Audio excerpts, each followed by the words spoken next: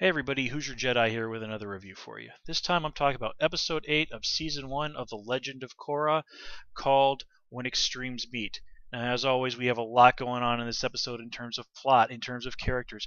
So let's dive right into it. And let's start things off on a slightly lighter note, because that's what the episode did, is we get to see some more of Tenzins Kids. We get to see Jinora and Iki and Milu goofing around, having some fun, while helping Bolin, Mako, and surprisingly enough, Asami move on to Air Temple Island. So I did like that we got to see a little bit of each kid doing their own kind of thing. And Milu's crush on Asami was particularly amusing. Out of all the kids, I think he's the one who I think needed a little bit more spotlight to really solidify as a character. So far, he just seems to have been the kid who's, you wonder if maybe he's just not wired up right. And while we do see more than a few things this episode to make it seem that that is indeed the case, just seeing him hit on Asami, I think really, at least for me, seemed to really make the character. I don't know if it exactly clicked for me, but my opinion of Milu definitely shot up quite a bit. He seems more than just Tenzin's weird kid. He has, I think, a little bit more depth. But anyway, we also get to see Iki create a very awkward situation for Korra by telling Asami that Korra liked Mako. I was a little surprised to see that Asami had apparently not quite put this together. There's kind of a lot of discussion among fans apparently of if she had jived to that yet, but no, apparently not. And I did like that this does create some tension. You do see later on when they're getting into the car, Mako and Korra just sort of being goofing around with each other. You see just for a second Asami noticed this, and you can see that little twinge of jealousy in her eyes.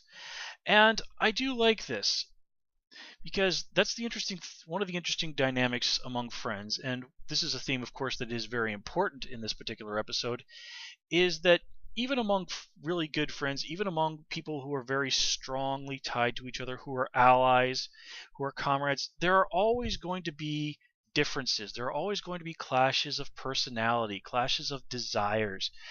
As I read an interview with one of the writers of Buffy the Vampire Slayer years ago where they were talking about this particular thing, and they were mentioned that the way they phrased it was the alliances are always shifting.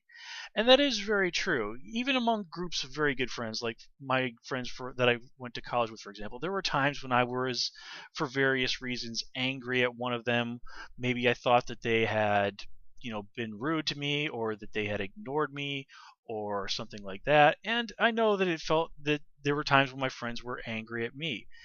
But as these things do, this too shall pass. Eventually, one way or another, we would just realize, okay, this isn't such a big deal. We should just stop being mad about it. And then there were other times where things didn't quite work out, and I ended up just having to distance myself from people for a variety of reasons. And it's certainly not a pleasant situation, but that is the reality of reality. Now, I don't really think that that's going to be the case here with our new team Avatar. I mean, let's look at the old gang. They certainly did bicker and argue with each other. They even flat out got into fights with each other a couple of times. But at the end of the day, whatever petty differences that they would have, they always managed to work out. And I have no doubt that's going to be the case for our new heroes. But I do like that that element is not forgotten. One of the things that really does make for good storytelling is not just the good guys, versus the bad guys. It is when the good guys, for whatever reason, clash with each other. If you want to look at some great examples for this, Babylon 5 was very big on this. The modern Battlestar Galactica was excellent involving that. You see it all the time on cop shows. Look at Law and Order SVU. Elliot and Olivia have more than once had some pretty serious disagreements about things that happened there, and it's true for Benson Stabler and the other guys in the SVU. But anyway, let's move on. And well, since we're talking about that sort of thing, we do have at long last the official formation of the new Team Avatar. We all saw this sort of coming, but it's still it was still genuinely very heartwarming to see this happen, especially when right before it happens, we see Korra crying. And this, I do like the fact that they did this. They were willing to show the hero of the show just so overwhelmed by everything that's going on that they cry.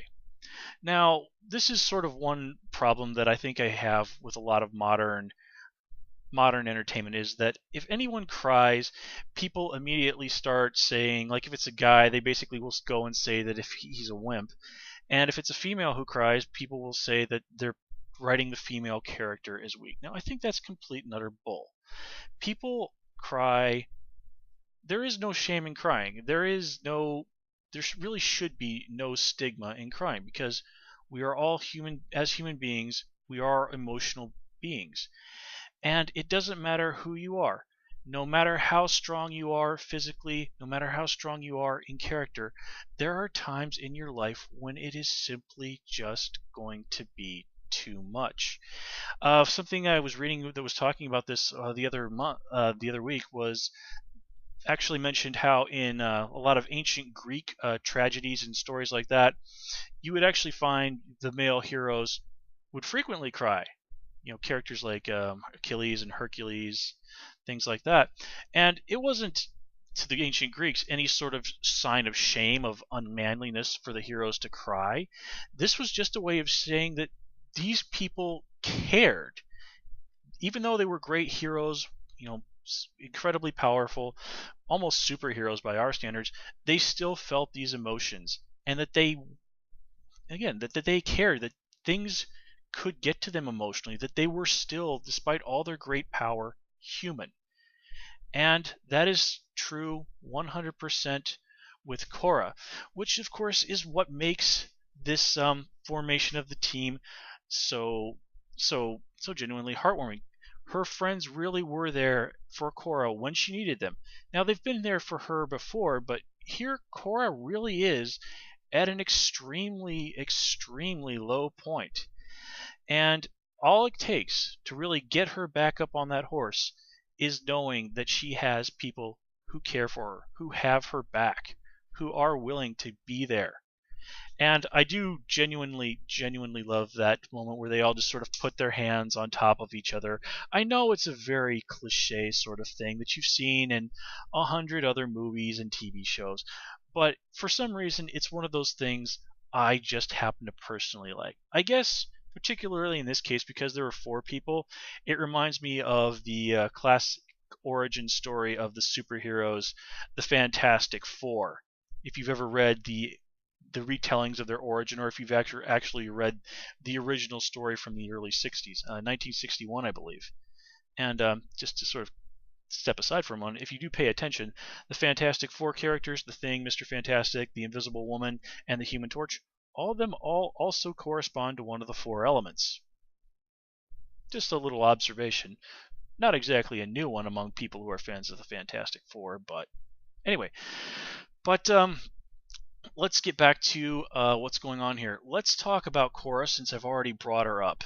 And one thing that I really do like is the way they handle her interactions with Tarlock here.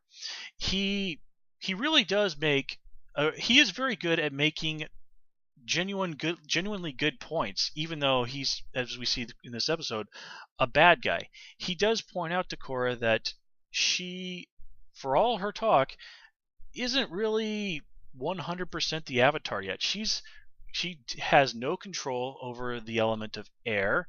She cannot access the Avatar state, and she is, by her own admission, a failure when it comes to the spiritual side of being the Avatar. And when he points that out to her, it really cuts her to the quick. It is that observation, that hard assessment, that genuinely painful truth that does eventually reduce Korra to tears. And another thing is, later on, when she confronts him at his office, he basically says to her, you came down here to intimidate me. So really, how does that make you any different than me? Him trying to throw his weight around to get Korra to do what he wants. And again, Tarlock gets through. He hits Korra where it hurts because there is truth to his accusation. I mean, remember a few episodes, Korra and Mako went down to the park and more or less roughed up a guy for information. Now, granted, it certainly can't call the protester guy one of the good guys, but as far as we know, he's not hurt anybody. All he is doing is a guy out in the park expressing his opinion and distributing information. Now, he's just doing what in a free society anyone is free to do. One of the great downsides of freedom, of free speech, is that we must tolerate viewpoints and opinions that not only that we do not disagree with, but viewpoints and opinions that frankly we are disgusted by, that offend us, that offend our values. But if we go around and if we try and trample on these unpopular opinions, then really, how exactly can we say that we are supporters of free speech, of freedom, if we decide that our wisdom is so perfect that we can deny these things to other people? And this is not an easy answer. I mean, this is something that even here in the 21st century we struggle with all the time. And I don't really have a better answer for how society can deal with this than anyone else. But anyway, there is also the question of, well, okay, is Tarlock 100% right though? How is he different from Korra? Well, you can sort of make the case that Tarlock is doing these things strictly for power. That's all he wants. He simply wants power. And I'm a little reluctant to side with that argument because there's simply so much about Tarlock that we don't know. Is it power? Is that the only thing that is really driving him? Or is there more going on? Because as we've seen, this guy has some more surprises. There are things happening with him that we don't understand. So until we do, I don't really know if I'm comfortable taking that position. Now, you can make the case that Korra is right to do this because she's trying to help her friends. And okay, that's not a bad point, but on the other hand, is stooping to that level, is that all it takes, that she's trying to help someone? Now, people have gone out and in the name of trying to help have gone off and done some really terrible things. It's gone on across history. There's the laundry list of those sort of things is just too extensive. I'm sure if you put any thought to it, we can all come up with something. So again, is Korra in the right here? The only thing that I can really hearken it to, what Korra was trying to do, it sort of reminds me of Batman. And if you've ever paid attention to any of the Batman comics, or heck, if you've even seen the Batman movies, particularly the one from 1989, I want you to tell all your friends about me.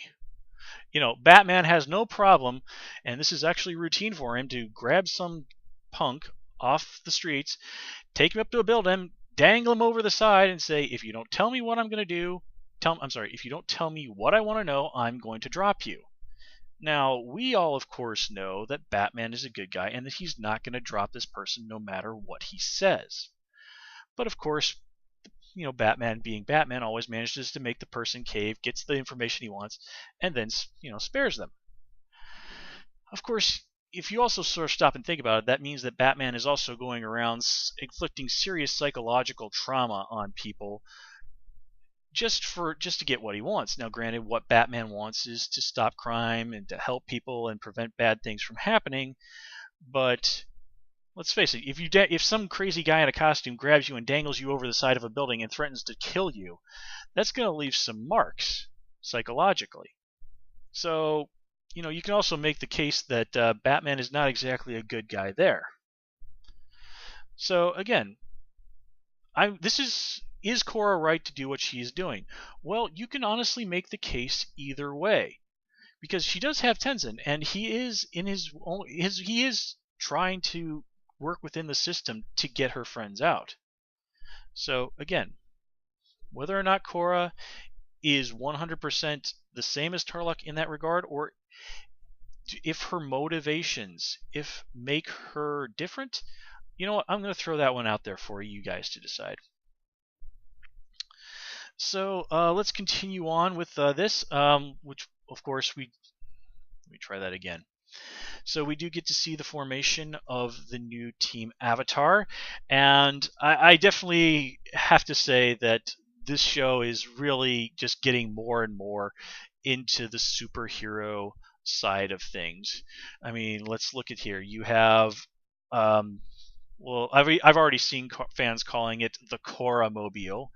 You already have Asami and her Iron Man gauntlet. You have a guy who can control Earth. You have a guy who can control fire, and you have, of course, Korra and her abilities. And they even, roam around, going out on patrol. I mean, they even call it that, if I remember correctly. And yeah, I mean, it's just, you can't really call it anything else. Team Avatar have basically become superheroes. Now, granted, there's no costumes and capes or whatever, but that's really what it is. It is now a full-on superhero story. And and they even do one of the classic things from us that superheroes do is, okay, a bunch of bad guys have broken out of jail, we're going to go and hunt them down and catch them. Although I do also think this is basically the ending part of the plot to Police Academy 4? Well, whichever one Citizens on Patrol was. Whew, boy, did those Police Academy movies just get worse and worse. Anyway, now I did enjoy the chase scene with Korra and Team Avatar hunting down the bad guys.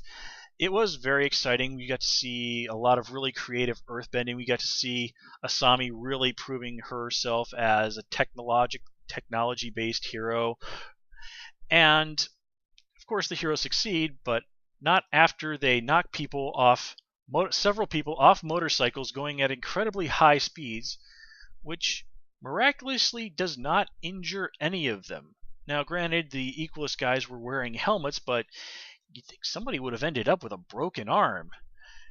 And really, is it okay for heroes to be going around knocking people off speeding motorcycles? This is an excellent way for someone to get killed. If you've ever read anything about the statistics of fatalities involving motorcycle accidents, you know that, yeah, there's a very good chance that they could have killed someone doing that. But this is a kid's show, and of course, to take it to that level would be overthinking things. Let me see, what else? Yes, before we move on to talking about, let's start talking about Tarlock and what's going on with him, because this was really his big episode. I did like that Korra had found the one way that she could really turn the tables on Tarlock to a degree.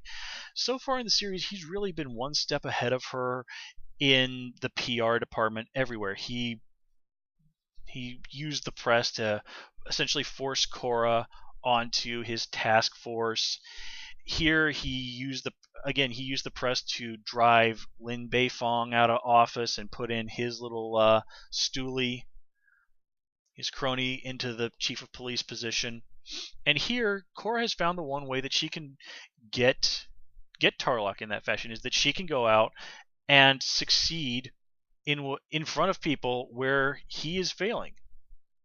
And for a time, that does indeed work, but Tarlock's a smart guy, and he, of course, isn't going to stand for this too long. Which, of course, leads us to the scene with the protesting crowd. Now, this was interesting in a lot of ways. First of all, it's never really been made it wasn't made clear in the episode exactly why the power was cut off to these people's homes. So that gets me to wondering if this might not have been something Tarlock did specifically to lure Korra and her team out. Now, again, that's just a little bit of speculation on my part. But before we go too much further into that, let's actually look at this situation. Okay, first of all, I think it's sort of impossible for us to know that every single one of those people was a non-bender. Now, it certainly did seem from the dialogue that these people were, but as I've said before, we have seen, Bolin and Mako as examples of people who are benders who are poor. And if this is an exclusively non-bender neighborhood, then really it would be essentially a ghetto like they had in for Jewish folks back before the Second World War in Europe. But if that's the case, then things in Republic City are far, far worse than we've ever imagined. And I can't really think that this wouldn't have been remarked on before, or that Tenzin would have let things stand for this. So I think the most logical conclusion that we can draw is that this is simply a poor neighborhood, something along the lines of maybe the south side of Chicago or northern Indianapolis, or just any poor, tough part of town where the majority of the residents are going to be of one, demographic, ethnicity, whatever term you want to be, and that if I lost my train of thought. So if that's the case, then we can say that okay, the majority of people in this area would be non-benders, but we can't say for 100% sure that no one there would be. There would be absolutely no benders there whatsoever. So that's a point I think is worth making. But then we see, of course, the police turn on these people. And this gets into some really disturbing territory. I mean, they have even said that there's a curfew out for non-benders. Now, that is a classic tool of oppression in many, many societies. And just the fact that it applies only to non-benders, well, again, that can be that has parallels again in many places in the real world. But of course, the first one that most people are going to think about, the one that really sticks in everybody's mind because it is very recent in world history, and it really did presage one of the great tragedies of history, is of course the way that Jewish people were treated in Europe, just prior to the Second World War.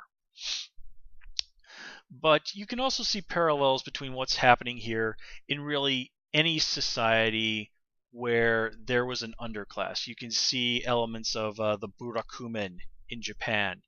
If you've ever read about Japanese history, you can see any parallels between this and any society where they had people who, for whatever reason, were considered unclean.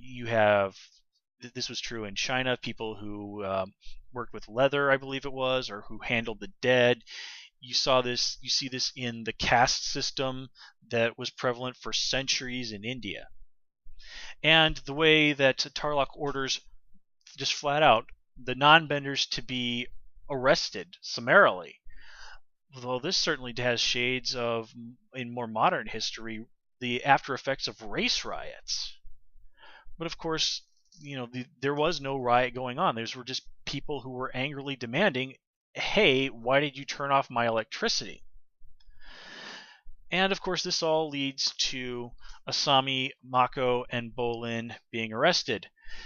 Now, how this didn't happen before, after they assaulted a police officer last week, that your guess is as good as mine. I'm assuming that Lynn sort of used her last hours in office to get that smoothed over. But in any case, this all, of course, leads to the big confrontation between Tarlock and Korra in his office. And it was a very interesting fight. We do see that Korra has found the strength within herself to stand up to Tarlock when he offers to let her friends go if she will fall in line. Well, he might have, dealt her an emotional blow earlier. Korra does have that strength of character to not even give what he says serious consideration. Her friends have made her strong enough that she can stand up to him for that. Where if earlier, when she genuinely felt more isolated, more alone, Tarlock was easily able to manipulate her. But of course, this turns into a fight, and I have to say, quite the spectacular fight. Now, I was genuinely a little bit, sort of laughing to myself when I saw Tarlock ready to go toe to toe with Korra. Now, whatever she may lack in terms of airbending and spirituality, she's still the Avatar, and she has access to, of course, 2 more elements than he does. Now, not that this doesn't stop Tarlock from putting up a heck of a good fight. I was genuinely surprised by how well he did. But, of course, using only waterbending, Korra is able to defeat him. And the way she does it is spectacular. It is extraordinarily impressive. It does show us that for whatever she might lack as the Avatar, in terms of course, the airbending and the spiritual side of it, she does still have extremely impressive control over water, earth, and fire. She might not be the Avatar yet, but she is very well on her way. She has made substantial progress, and she does have the potential within her to be as good as every other Avatar. Korra, just the way that she is presented here, we are not meant to think that Korra is not only going to be a good Avatar. We are meant to understand that she is going to be an Avatar of legend. I mean, it's right there in the title, The Legend of Korra. Just in the same way in many territories outside the U.S., the original show was called The Legend of Aang. But anyway, this all sort of becomes a little bit moot when Tarlock, much to everyone's surprise, breaks out the bloodbending. I know this has been one of the things that fans have been talking about, speculating about for a long time. I know I've even had commentators ask me in the comments and private messages, well, what do you think we're going to see bloodbending in the show? Do you think Katara taught Korra bloodbending? And my opinion on this was that I really can't imagine that Katara would pass along the knowledge of how to do bloodbending to anyone. I think that the knowledge of how to do that is something that she would want to pass away with her. That is not information, that is not power that Katara, from her experiences with Hama, from her experience with the guy who killed her mother, that is not something that she would want out there in the world. But that said, we also see in this episode that Katara has taught Korra about this so that she knows what it is she's dealing with. And one of the things that I'd always been wondering about ever since we saw the bloodbending episode was, is it really reasonable to think that Hama was the first person in the entire world to come up with this, to stumble across this power? I mean, it's been said that the Benders and the Avatar have been around for thousands of years in the Avatar world. So really, is it so strange to think that that there was someone else out there who learned this power and in some way found a way to pass it along secretly?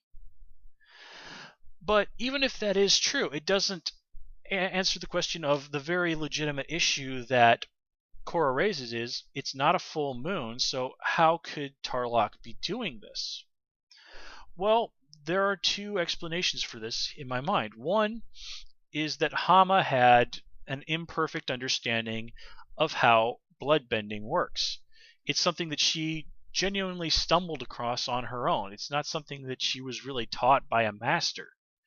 So if that's the case, then okay, I can see how someone else who may have come across bloodbending under different circumstances would not be hampered by needing that full moon in order to pull it off. The other aspect of this is that, now let's take a look at the one genuine parallel between Amman and Tarlock is that they can both do something that, according to our current knowledge of the Avatar world, should be impossible. Now, Amman attributes to this ability to being blessed by the spirits. So, if spirits can imbue Amman with an ability that only the Avatar should have, is it really so unreasonable to think that spirits could endow Tarlock with bloodbending abilities that he should not be able to have? Now, I grant you, I'm just speculating here, but I am throwing that out as a possibility. And it is very interesting to note that the one thing, that one armor-piercing question that really gets to Tarlock is the question of how is he different than Amon? Now, you can just sort of make the case that Tarlock feels that Amon is genuinely a terrorist, that the things he fights for are 100% against everything that Tarlock believes in, that he stands for. But again, I can't help but wonder if maybe there is a connection between these two that we have not seen yet. And if that's the case, then well, maybe that's not. Maybe that is actually what's upsetting him. But let's continue to talk about Amon and Tarlock briefly for a minute here. Now, over the course of watching this series and talking with people here on the channel, seeing what fans have been saying around the internet about their various methods of the Equalists and of what's been going on with Tarlock, a lot of parallels have been raised here. I mean, even by myself, a lot of people, of course, have brought up the Nazis. I was reminded of certain things that the Spanish Inquisition did. And I think we need to just, sort of pause for a moment here and take a look at what's going on here and what these guys are doing and what they are not doing. Okay, well, the one thing that I really want to talk about here, and this has been bugging me for a while, is that fans keep tossing around the word fascism a lot. Amon is a fascist. Okay, look, if you want to talk about something, you have to use the proper terminology for it. And fascism, I think people just generally tend to slap that label on any sort of oppressive group or government, and that is, I am afraid, wrong. Now, let's not get into too much social studies, political science stuff here, but there is a genuine criteria, a genuine definition of what makes a government or an organization fascistic. Just like there is a definite criteria for something that makes a government democratic, or it makes it a constitutional monarchy, or it makes it an empire, and so on. And essentially, and again, I'm greatly simplifying it here. So the two big things that constitute a fascistic government are: one, a strong central government. Well, on the Republic City side of things, we have that. The council that Tarlock and Tenzin are a part of, they basically run everything. They are the guys who are in charge of Republic City. It is them who really hold all the power there. So yes, Republic City does indeed have a very strong centralized government. And the other big thing is that the impetus to move towards fascism, to restrict people's rights, to go in that direction, it comes down from the top. It comes from the people who are already in power. And in this case, that is Tarlock and everyone on the council except Tenzin.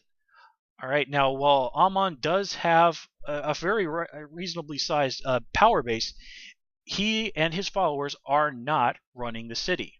Okay, so they are not fascists.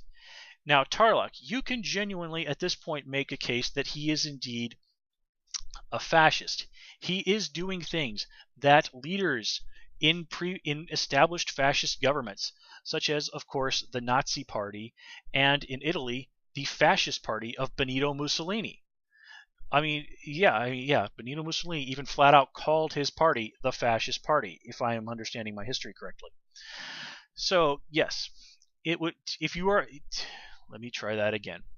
So, if we are going to talk about this, I do think it needs to be made clear that no, Amon is not a fascist. You can slap a lot of labels on what's going on with him. I don't really feel like getting into that this video.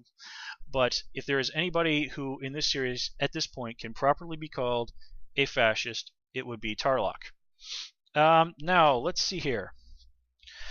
Yes, one more thing to talk about before we go. And considering that the next episode's title is Out of the Past, and what we see of Korra having another vision of things that happened with Aang, it seems to me more and more likely that whatever happened 40 some years ago with the Yakone fellow is going to become very relevant to what's going on here. Now, we've only been given the tiniest little hints as to what has happened. So this is one of the reasons why I'm really looking forward to next episode, because I have the feeling that's the one where we're going to get a lot of answers. And just given, and the thing that really got to me about those flashbacks was we see, again, very briefly, Sokka. And the look on his face, he seemed genuinely terrified. And now you gotta understand, in the original show, Sokka was my favorite character. And one thing that has occurred to me recently about this show is that there has never been any mention of of Sokka ever having any children. Tenzin has never mentioned, oh yeah, there's my, hey, I'm going to go and visit my cousin or anything like that. We've never been given any indication at all that Sokka may have had children. Now, again, it could just be, hey, maybe they're off, in this, living in the Northern Water Tribe or in the Earth Kingdom or something, and they've just not been mentioned. Or maybe something more unfortunate has happened. Do keep in mind, we do know for sure that Sokka has passed away. Again, I'm just putting that out there for your consideration. So let me see here. Does that cover everything in my notes? Yep, that covers everything. All right, folks. Well, it's going to be a long wait until the next episode, but we can definitely say that this was certainly a solid and very entertaining, very character-driven, very wonderfully done action episode of Avatar: The Legend of Korra. So, as always, please comment, rate, and subscribe. And until next time, take care.